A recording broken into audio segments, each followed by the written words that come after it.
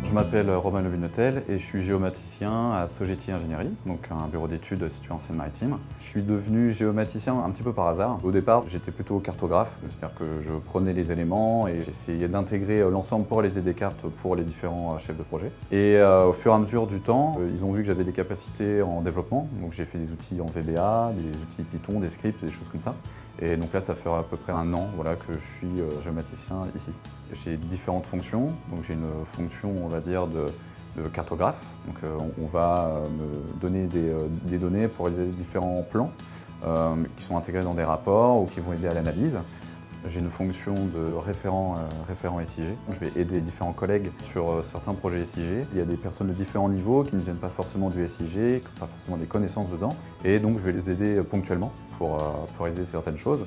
Ensuite, j'ai cette casquette, on va dire, de formation. C'est-à-dire que là, je suis plus seulement dans l'aide, on va dire, ponctuelle. Là, on va vraiment former les gens sur les outils qui sont créés.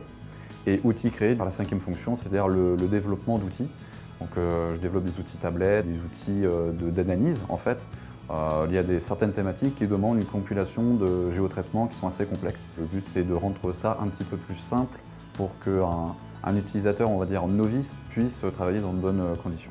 Alors au quotidien, j'utilise mes connaissances SIG pour monter de toutes pièces un SIG, c'est-à-dire l'intégration de données issues de différents logiciels. Donc on va compiler des données, on va digitaliser des données. Les connaissances SIG permettent aussi de gagner du temps pour finalement offrir plus de temps d'analyse au chef de projet. On a une connaissance SIG, mais on a aussi une sémiologie graphique à avoir, c'est-à-dire on va pouvoir synthétiser l'information de telle manière que les personnes qui n'est pas du milieu puissent comprendre aisément une problématique complexe. Parmi les projets sur lesquels je travaille, il y a notamment la défense incendie. Le SIG est parfait pour ça parce qu'on va s'intéresser donc à un objet qui est un objet spatial et on va récupérer des bases de données des différents PUI, donc des points d'eau incendie.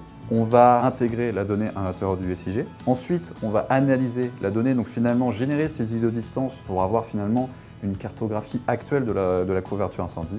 Et on va, suite à cette représentation, créer cette fois-ci des points d'eau pour du coup rétablir cette couverture incendie sur la totalité des éléments. Et en fait, le SIG permet vraiment d'avoir une évolution rapide d'un projet, d'intégrer énormément de données, de compiler ces données et du coup de faire une synthèse, quelque chose de très simple, utilisable par un utilisateur novice. Donc oui, c'est un métier d'avenir, c'est un métier où il faut y aller, quoi.